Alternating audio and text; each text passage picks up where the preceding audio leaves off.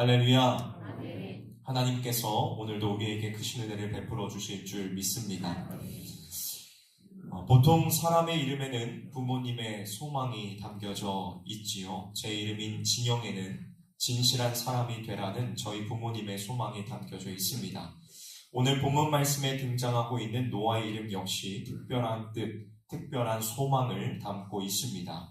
여러분, 노아라는 이름의 뜻이 무엇인지 아십니까? 바로 위로라는 뜻을 담고 있습니다.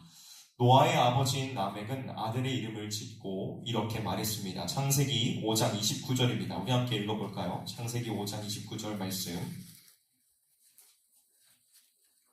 함께 읽도록 하겠습니다. 시작. 이름을 노아라 하라. 하여리되 여호와께서 땅을 저주하심으로 수고롭게 일하는 우리를 이 아들이 아니하리라 하였다. 아멘. 라멕은 자신이 살아가고 있는 이 시대가 얼마나 힘겹고 고통스러운지를 잘 알고 있었습니다. 땀을 흘려 수고해도 땅은 가시덤불을 내고 사람들의 마음은 죄로 가득 차 있었으며 삶은 점점 더 무거워져 가고 있었습니다. 그 시대의 사람들은 살아는 있었지만 참된 평안함이 그들에게는 없었습니다. 겉으로는 번성해 보였지만 마음은 병들어 있었지요. 그래서 라멕은 고통을 말없이 견디는 대신 아들에게 위로라는 이름을 지어주며 그 시대를 향한 하나님의 자비와 긍휼을 소망한 것입니다. 여러분, 오늘날 우리가 살아가고 있는 이 시대도 사실 라멕의 시대와 별반 다르지 않습니다. 겉으로는 화려하고 빠르게 변화되는 시대이지만 마음은 지쳐가고 삶은 무거워지고 있습니다.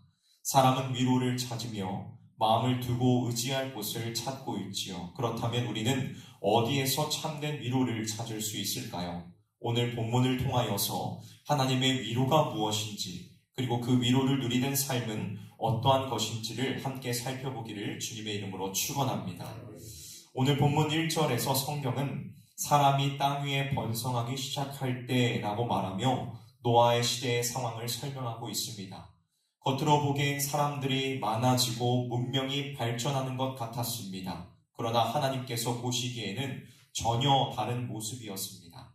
창세기 6장 5절은 이 시대를 이렇게 진단하고 있습니다.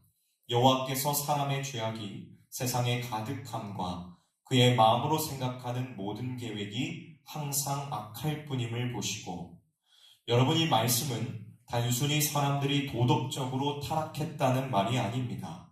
사람들의 마음과 생각, 그 삶의 계획 자체가 전적으로 죄를 향해 기울어졌다는 뜻입니다. 또 여기에서 가득하다라는 것은 죄가 삶 전체를 덮고 있었다는 것을 의미합니다. 그들의 마음에는 하나님이 없었고 자기의 욕심과 정욕, 이기심이 그 자리를 대신 채우고 있었다는 것을 말해주는 것입니다. 특히 하나님의 아들들이 사람의 딸들을 보고 아내로 삼았다는 표현은 경건한 셋의 후손들이 외적인 아름다움에 이끌려 경건함을 버리고 세속화된 결혼을 선택했다는 것을 보여주는 것입니다. 그들의 기준에는 믿음이 없었고 경건을 생각하지 않았습니다. 여러분, 이 모든 일들의 결과는 무엇이었을까요? 그 결과는 무너진 가정이었고 경건한 다음 세대의 붕괴였습니다. 사랑하는 성도 여러분, 이것은 단지 한 개인의 문제가 아닙니다. 가정과 사회 전체를 흔드는 근본적인 문제인 것입니다.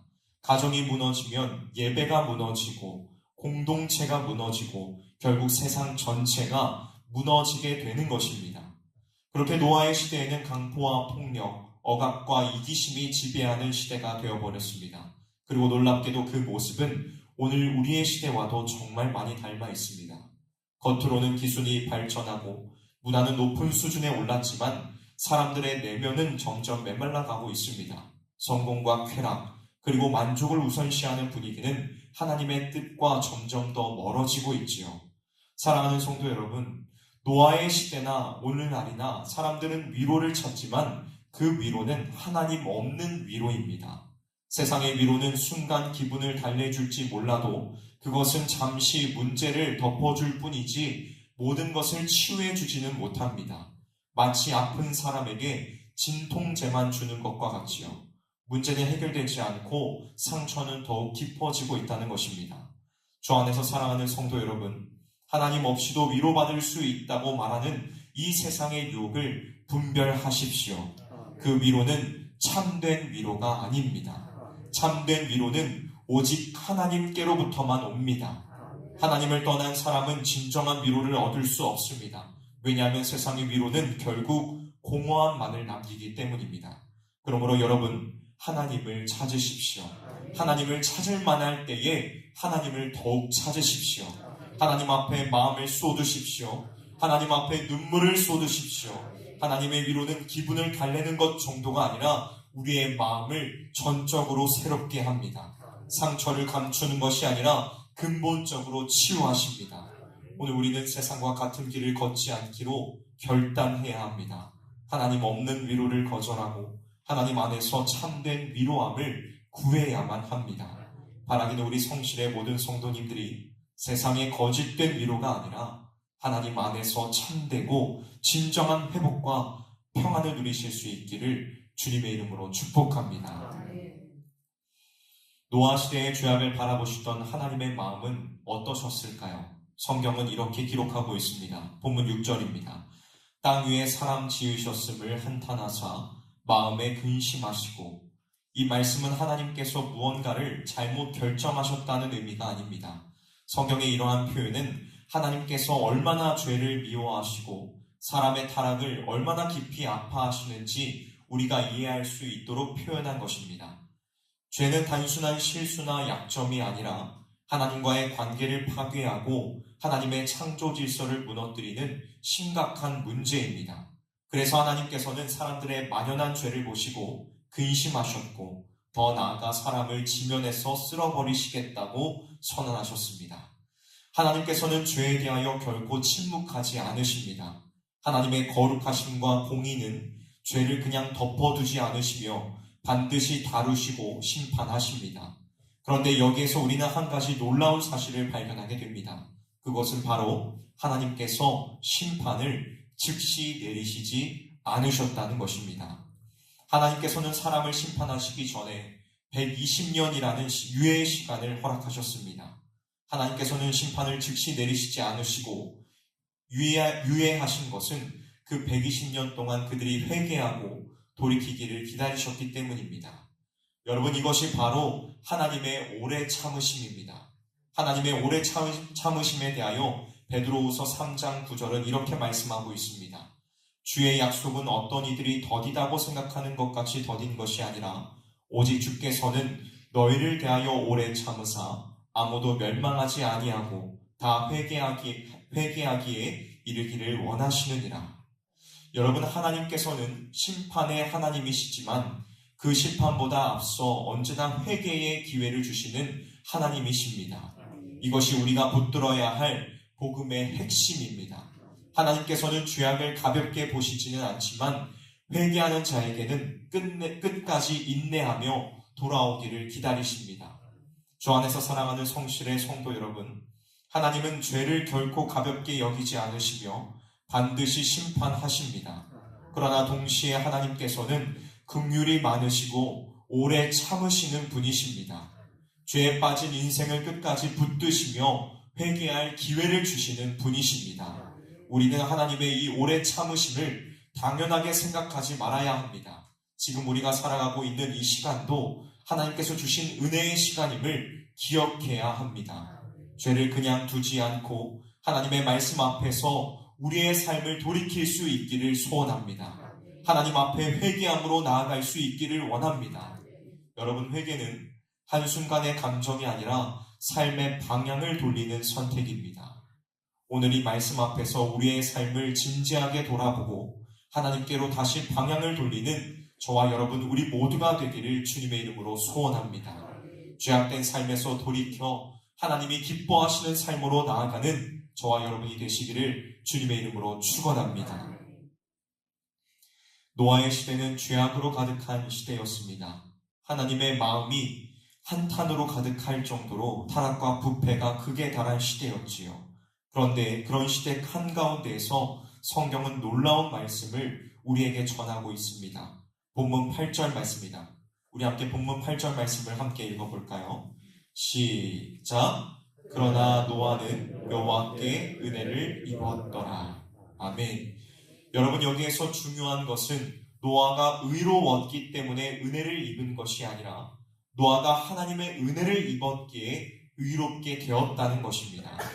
노아는 죄 없는 완전한 사람이 아니었습니다. 그 역시 아담의 후손이었고 본질상 진노의 자녀였습니다. 그러나 하나님의 전적인 선택과 자비로 인하여서 은혜를 입었고 그 은혜가 노아의 삶을 변화시켰습니다.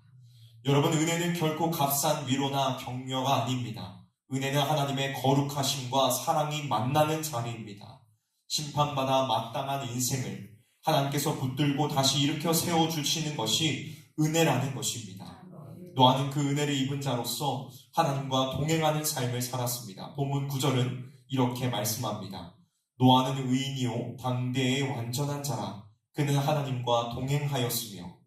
이 말씀은 노아가 완벽한 사람이었다는 의미가 아닙니다. 하나님의 은혜를 입은 사람이 그 은혜에 합당한 삶을 살아냈다는 의미입니다. 세상은 모두 죄를 향해 기울어지고 사람들이 조롱하고 비웃을지라도 노아는 100년이 넘는 시간 동안 묵묵히 하나님의 명령을 따라 방주를 지었습니다. 그의 삶 전체가 하나님의 은혜에 대한 순종이었고 동시에 타락한 시대를 향한 하나님의 위로였습니다. 여러분, 하나님께서 그에게 만들라고 명하신 방주는 단순한 배가 아니었습니다. 방주는 은혜의 상징이요 구원의 그림자였습니다.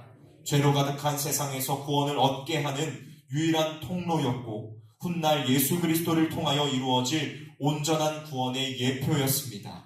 예수님께서는 참된 방주가 되셔서 하나님의 심판을 우리 대신 감당하셨고 그 안에 들어오는 자는 누구든지 구원을 얻게 하셨습니다. 따라서 노아 역시도 단순히 성경에 등장하고 있는 한 인물이 아니라 우리에게 예수 그리스도를 바라보게 하는 영적인 모델인 것입니다. 하나님의 위로는 바로 이 은혜 안에서 예수 그리스도 안에서 주어지는 것임을 그의 삶이 증언하고 있는 것입니다. 말씀을 맺도록 하겠습니다. 사랑하는 성도 여러분, 우리는 누구나 위로를 필요로 합니다. 그러나 세상이 주는 위로는 잠시 감정을 달래주는 데 그칠 뿐 근본적인 해결책이 되지 못합니다. 하나님께서 주시는 위로는 은혜 안에서 주어지는 참된 회복이며 그것은 죄의 자리에서 돌아서는 회개와 믿음 위에 세워집니다. 여러분, 노아처럼 은혜를 입은 사람은 하나님과 동행하는 삶으로 응답하게 됩니다. 세상이 아무리 혼탁하고 타락해도 하나님께서 주신 말씀에 귀를 기울이고 순종하며 살아갈 때에 그 삶은 하나님의 위로가 됩니다. 오늘 우리가 은혜를 입은 자로서 부르심을 받았다면 이제는 그 은혜에 응답하며 살아가야 합니다. 하나님께서는 오늘도 은혜의 방주 되시는 예수 그리스도 안으로 우리를 초대하고 계십니다. 말씀에 귀를 기울이고 세상의 소리에 흔들리지 않으며 믿음으로 동행하는 삶을 통해 우리는 이 시대에 하나님의 위로를 전하는 자로 쓰임받을 수 있습니다. 바라기는 우리 모두가 하나님의 은혜를 잊지 않고 은혜에 합당하게 살아갈 수 있기를 원합니다. 하나님의 위로함을 먼저 누리고 또 이 시대 가운데 하나님의 위로를 전하는 노아와 같은 자들이 될 수 있기를 주님의 이름으로 축원합니다. 함께 기도하도록 하겠습니다.